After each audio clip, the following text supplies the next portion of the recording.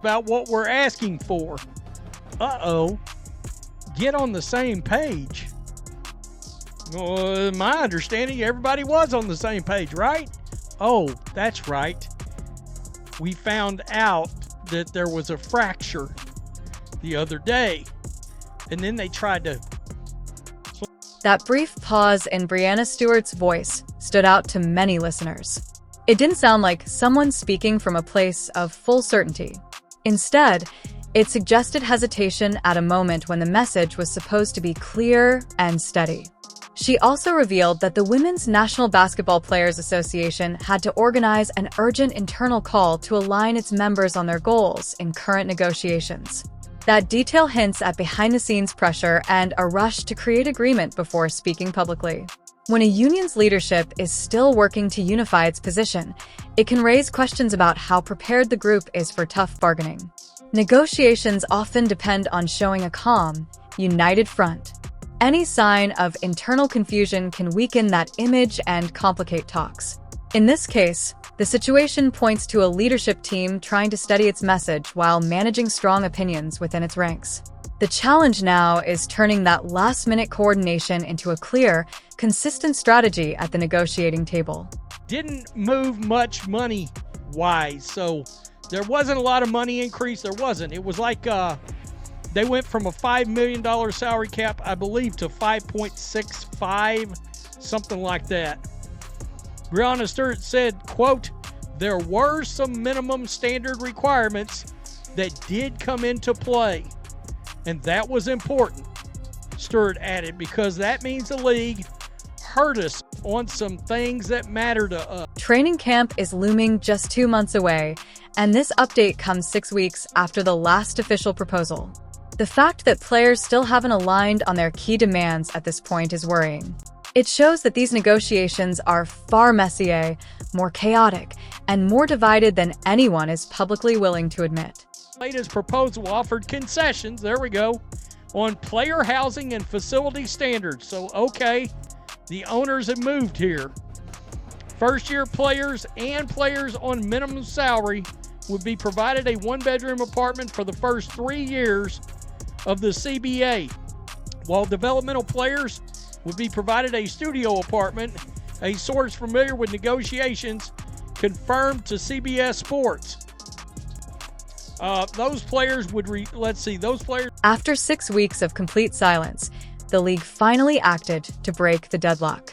The WNBA returned to the table with significant concessions, mainly targeting housing and facility standards. The new proposal guarantees that every player on a minimum salary will receive a one-bedroom apartment for the first 3 years of the new CBA, a huge improvement over the current setup. We know about that. Let's go further down. As Breanna Stewart noted, however, the league's response did not address the gap between the sides on revenue sharing. The WNBA's proposal in early December would raise the cap to $5 million and max salary to be about $1.3 million in the first year of the new deal. A source close to the situation told CBS Sports that over the course of the proposed deal, the max salary would raise to almost $2 million. We know that, and that multiple players on each team would be eligible for the max salary. The minimums. And it doesn't end there. Developmental players are now guaranteed studio apartments, which is a notable upgrade. But here's the part to really watch. Stewart called these changes minimum standard requirements that matter to us. In other words, the league clearly heard the players on lifestyle issues. What's telling, though, is what she didn't hype up: money. That $5 million salary cap the league proposed barely moved at all. Revenue remaining when the league's specified operating expenses are removed from the pot. See, the players are wanting gross revenue. All right, they're wanting a salary cap at $10.5 million with a max salary around $2.5 million. I don't think that's going to happen. Here we go. With just over 2 months until training camp are supposed to open, the two sides not only have to come to terms with the new CBA, but hold a... Let's break down the numbers, because they really matter. The league has proposed a cap of $5.65 million.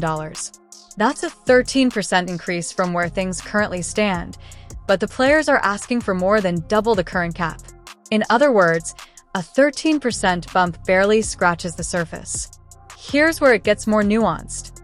The WNBA's December proposal would raise the maximum salary to $1.3 million in year one, climbing to nearly $2 million by the end of the deal. On the lower end, the minimum salary would start at $230,000, a game-changing amount for players on the fringe of the roster. The league will no longer be able to start the season on time if there's no CBA in place. Quote, I think that both sides are very aware that it's gone on way longer than it needed to, but hopefully we can really start to be hearing each other and they hear us on things that are non-negotiable. Well, this all comes back to what? Revenue sharing. I mean, that's really what this is all about. They've offered the money. Now they've got the housing. Looking at the averages, this deal would put the average salary at $530,000. Sources close to the negotiations say it's designed to give players about 70% of net revenue. Sounds good on paper, but notice the key phrase, net revenue. That's the sticking point everyone seems to be glossing over. The players aren't asking for a cut of the net. They want gross revenue sharing. They're pushing for a $10.5 million salary cap, with maximum salaries around $2.5 million. The gap isn't just a matter of numbers. It's a fundamental disagreement over how revenue should be calculated and shared.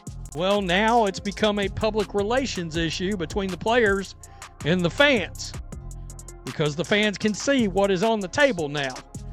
And we know, I said the other day, there's no way the NBA/WNBA owners didn't leak all that information the other day to ESPN. They did that on purpose. The league wants the fans to know what is on the table, what they have decided to offer. This is exactly where the battle shifted from the boardroom to the court of public opinion. Someone leaked the league's full proposal to ESPN. Every detail, salaries, housing, facility standards, revenue sharing percentages, everything. Do you really think that was an accident? The WNBA and NBA owners wanted fans to see these numbers firsthand. It was a strategic move. Once the public sees that the league is offering to more than double salaries for a business that has historically never turned a profit, the players' hardline stance suddenly looks very different. What started as a negotiation has now become a full-blown PR war. Meeting amongst all the players. You got to remember, there's rumors floating around out there that these players could strike during the All-Star game or before the All-Star game. I'm talking about in the NBA this coming weekend. Man, these players. No mistake about it. By leaking these details, the owners essentially armed the entire fan base with ammunition to question the union's stance. Let's break down what net revenue really means. When the WNBA says players would get 70% of net revenue, they mean the money left after all operating expenses, arena costs, travel, marketing, broadcast production, league office operations are paid. Only then do players get 70% of what's left. Compare that to the NBA model. Players get 50% of basketball-related income, calculated before most of those expenses are deducted. It's a completely different formula, and it produces a completely different result. Would be a gargantuan mistake. I see the comments. People are already saying, F it, shut it down. You know? Tell me what you think. WNBA players are essentially arguing that they deserve the same financial structure as NBA players. But the owners are pushing back, pointing out that the two leagues are on completely different financial footings. One league generates a staggering $10 billion a year and is a global powerhouse. The other has historically never turned a profit in its 28-year history and is currently subsidized by that same parent entity. What makes this situation especially tense is timing.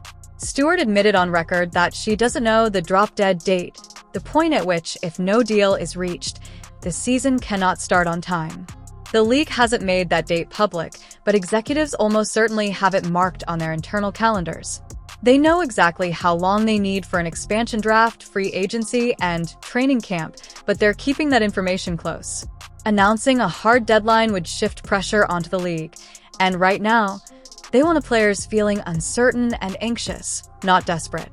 Adding fuel to the fire, multiple reports suggest that WNBA players are seriously considering a strike during NBA All-Star Weekend, coming up this very weekend. The goal would be to hijack the biggest basketball spotlight of the year and push their contract dispute into the media narrative. It's bold, high stakes, but also risky. The public now knows the offer on the table. Minimum salaries start at $230,000, housing is fully covered, and the league has never been profitable on its own. That context could make a strike look less sympathetic than the players hope. If players strike under these circumstances, the average fan is unlikely to feel solidarity or support. It's more likely to spark frustration and resentment. These players are taking a risky gamble. Stewart admitted that both sides know this process has dragged on far longer than necessary, and honestly, that's the most truthful statement anyone has made so far. This should have been resolved months ago. The fact that we're now just 8 weeks from the season opener, and they're still negotiating the basic framework shows that something fundamentally broke down a long time ago. That Sunday call Stewart referenced, where the executive committee had to get on the same page, is telling. The division isn't just between players and owners. There's a real split within the players' union itself. Some are ready to take a deal and lock it in, while others insist on gross revenue sharing as a matter of principle. That internal conflict is crippling their negotiating power because a house divided cannot stand against billionaires. Here's where things stand now. The owners have made major moves on housing, facility standards, and minimum salaries, offering a deal that would more than double player compensation in a league that technically loses money annually. But the players remain fixated on revenue sharing, pushing for gross revenue calculations that would fundamentally change the league's financial structure. Time is running out fast. Training camps are set to open in late April, free agency still needs to happen, and an expansion draft for 2 new teams is looming. All of these steps require a signed CBA, and the clock is ticking. Right now, the two sides aren't just divided on numbers. They're miles apart on the very framework for calculating those numbers. Stewart said she hopes both sides can start hearing each other, especially on non-negotiables. But what happens when both sides' non-negotiables directly contradict each other? The league won't agree to gross revenue sharing, and the players refuse to accept net revenue calculations. Someone has to blink. The question is, who blinks first, and will it happen before the entire season is at risk? Here's the uncomfortable reality the players need to face. Public sentiment is shifting. At the start of negotiations, most fans automatically supported the players. Better pay, better conditions, more respect for women's sports. That narrative dominated for months. But now, with the numbers out in black and white, the conversation is changing. Comment sections are filling with criticism. Players are unreasonable. The league is offering as much as it can afford, and if a strike happens, maybe the league should just shut down. Losing public support is dangerous for the union, because without it, their leverage disappears. The players are betting that the league needs them more than they need the league. They're counting on momentum from Caitlin Clark's rookie season, record ratings, and sold-out arenas to pressure owners to cave. The owners, however, are betting on the opposite. They believe that if the season is delayed or canceled, fans will blame the players, not management. They expect the public to see players turning down $230,000 minimum salaries and label them greedy instead of principled. Someone will be proven right. Someone will be wrong. And soon, we'll see which side miscalculated badly. The big question remains, where does this actually end? Best case scenario, someone compromises in the next 2 weeks. Maybe the league raises the salary cap to $6 million to bridge the gap. Maybe the players accept net revenue but gain better transparency and auditing of operating expenses. Maybe both sides give a little and the season starts on time. Worst case scenario, the season is delayed or canceled entirely. Players strike, fans turn against them, and the WNBA loses the momentum it spent 28 years building.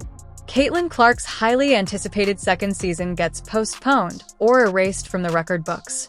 Expansion teams in Golden State and Toronto have nothing to expand into, and everyone loses. The middle scenario? The league could impose its terms. If no agreement is reached by the secret drop-dead date, the WNBA could implement its last proposal unilaterally and dare the players to strike. That's the nuclear option, destroying labor relations for years, but it's on the table if negotiations completely collapse.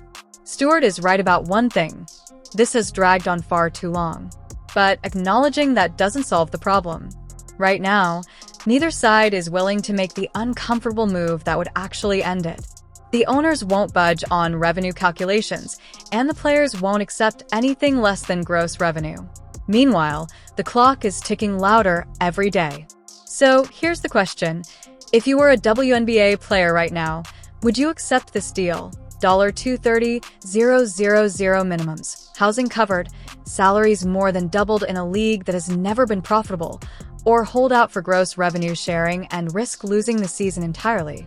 That's the real choice on the table, not a theoretical one.